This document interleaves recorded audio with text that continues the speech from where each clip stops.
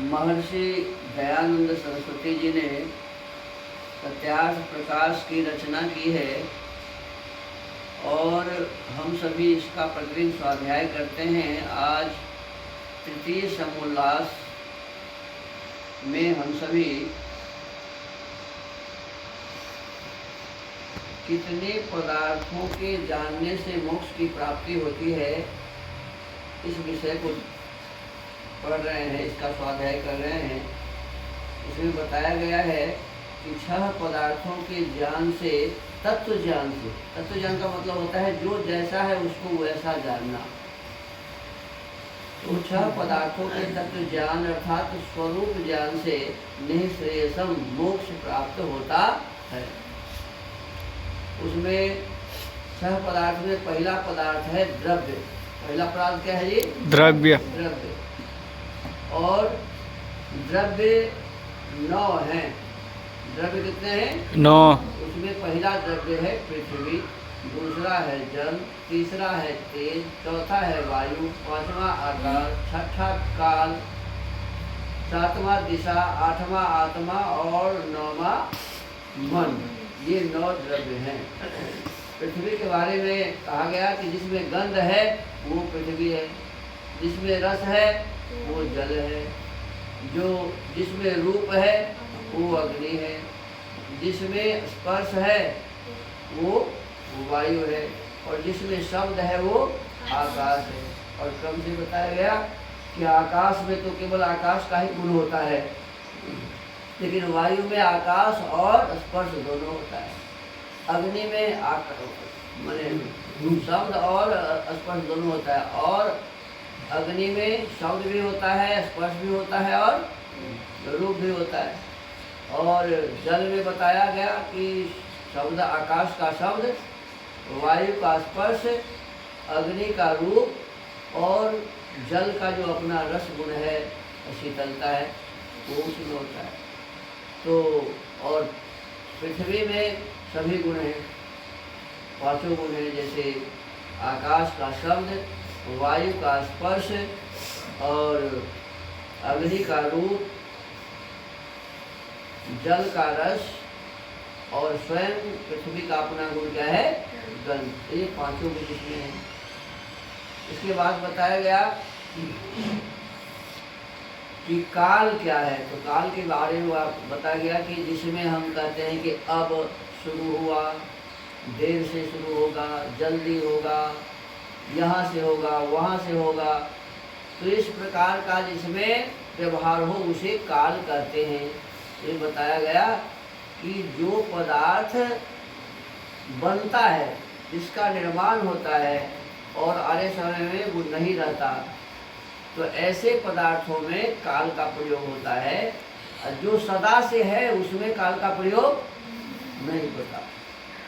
फिर इसमें आगे काल के पश्चात था दिशा। दिशा में बताया गया कि दिशा कितने होते हैं? 10 होते हैं। जिधर से सूर्य उदय होता है उसको पूरब कहते हैं, और हम जब पूरब के तरफ में खड़े होते हैं तो दाहिना हाथ हमारा जिधर होता है उधर दक्षिण होता है, पीठ जिधर होता है उधर पश्चिम होता है, और बायां हाथ जिधर है उधर उत्तर होता है। फिर कहते हैं कि पूरब और दक्षिण के कोने वाले भाग को कहते हैं आग्नेय कोण, पश्चिम और दक्षिण के कोण को कहते हैं नैऋत्य कोण, पश्चिम और उत्तर के कोण को कहते हैं वायव्य कोण, और पूरब और उत्तर के कोण को कहते हैं ईशान कोण। तो इस प्रकार से 4 4 8 और एक विचित्र की दिशा और एक, ये सब मिलाकर के 10 दिशाएं होती हैं। फिर कहा कि आत्मा क्या है। तो आत्मा के बारे में बताया गया था कि जिसमें इच्छा हो, द्वेष हो, प्रयत्न हो अर्थात जो पुरुषार्थ करता है, जिसमें सुख हो, जो सुख का अनुभव करे, जो दुख का अनुभव करे, जिसमें ज्ञान प्राप्त करने की क्षमता हो। तो ये सब गुण किसके हैं जी? जीवात्मा के हैं। फिर एक न्याय वैशेषिक दर्शन में कहा गया है, वैश्विक दर्शन में कहा गया है कि जो जो क्या करता है कि वायु को भीतर लेता है, भीतर से वायु को बाहर फेंकता है, जो आँख को बंद करता है और खोलता है, जो प्राण को धारण करता है, जो मन से विचार करता है, तो ये सब गुण जिसमें है, जो गति करता है, चलता है, तो इस प्रकार के जो कार्य जो कर रहे हैं, जिसमें क्षुधा है, तृषा है, ज्वर है, पीड़ा है, ऐसे गुण जिनमें हैं, सुख दुख इच्छा द्वेष और प्रयत्न, ये सब आत्मा के लिंग अर्थात कर्म और गुण हैं। फिर इसके पश्चात में बताया कि मन क्या है, तो मन क्या है, तो कहा कि वह पदार्थ जो एक समय में दो पदार्थों का ज्ञान हासिल न करे, एक समय में एक ही पदार्थ का ज्ञान हासिल करे, उसको मन कहते हैं।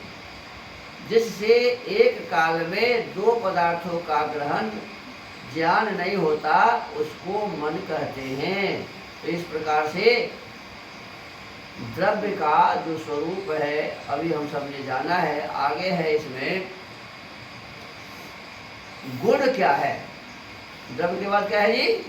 गुण। तो गुण के बारे में वैशेषिक दर्शन अध्याय 1 आहनिक 1 सूत्र 6 बताता है, रूप रस गंध स्पर्शाः संख्याः परिमाणानि पृथक पृथक्त्वं संयोग विभागो परत्वे बुद्धयः सुख दुखे इच्छा द्वेषो प्रयत्नाश्च गुणाः।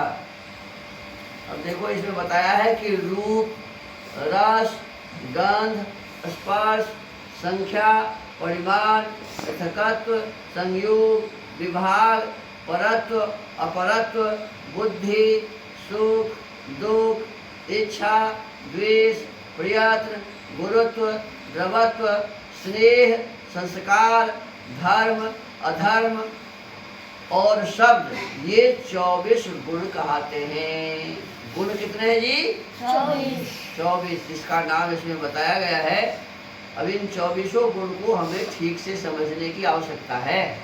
बहुत सारे गुण हैं के नाम इसमें हैं जिसको हम लोग जानते नहीं हैं, तो उसको भी हमें जानना चाहिए। तो आज के इस सत्यार्थ प्रकाश स्वाध्याय के क्रम को यही विराम देते हैं। ओम।